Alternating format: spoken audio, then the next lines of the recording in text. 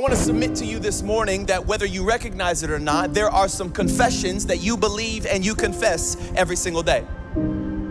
And here's the tension with a confession. Whether or not it is true, right, or the most powerful thing, you will always reap the effects of your confession.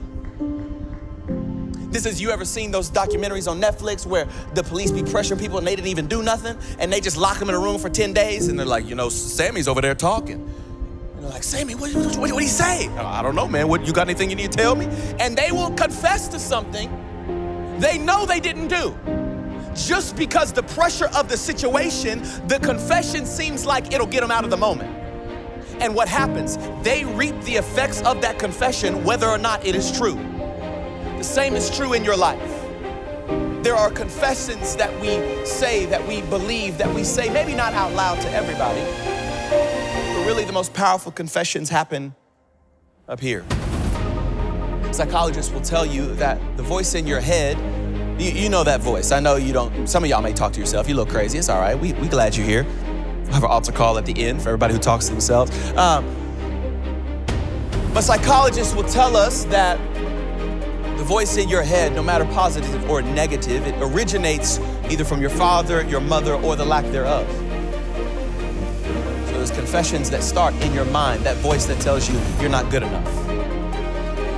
You heard that somewhere, you saw that somewhere, you had an experience somewhere that told you that that was true. And so at first you didn't know what to do with it, but then life situation started to inform that belief, and you started to believe it so much that now every time you go to try something new, there's only one confession that comes up. You're not good enough. Nobody cares about you. A life experience happened when you were a child where you felt overlooked or undervalued. And so now anytime you go to take the risk of relationship, every time you go to step out, there's a belief in your heart and there's a confession that comes out that nobody cares about you. Nobody sees you. You have to work to be seen. You're only as valuable as what you can do. All things you may not articulate out loud, but we know it's true by the way we live.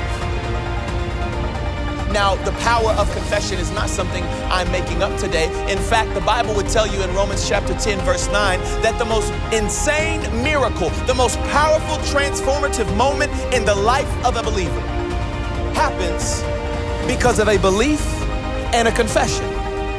The Bible says in Romans 10:9, if you believe in your heart and confess with your mouth, Jesus is Lord, you shall be saved.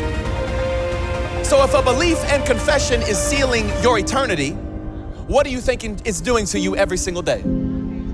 What do you think those thoughts that live in your mind unchecked are doing to your confidence?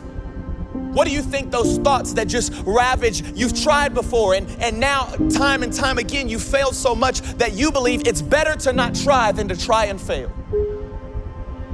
You slowly start to believe stuff about yourself. And maybe it didn't originate with a family member. Maybe it wasn't a parent or a coach. You see, there's a moment in all of our lives where we can't remember who the voice is, but now it sounds like our own. And it's all you know. It's all you think. It's all you see. It's how you operate. And no matter how old you are, we all have some beliefs about ourselves that keep us from being who God wanted us to be.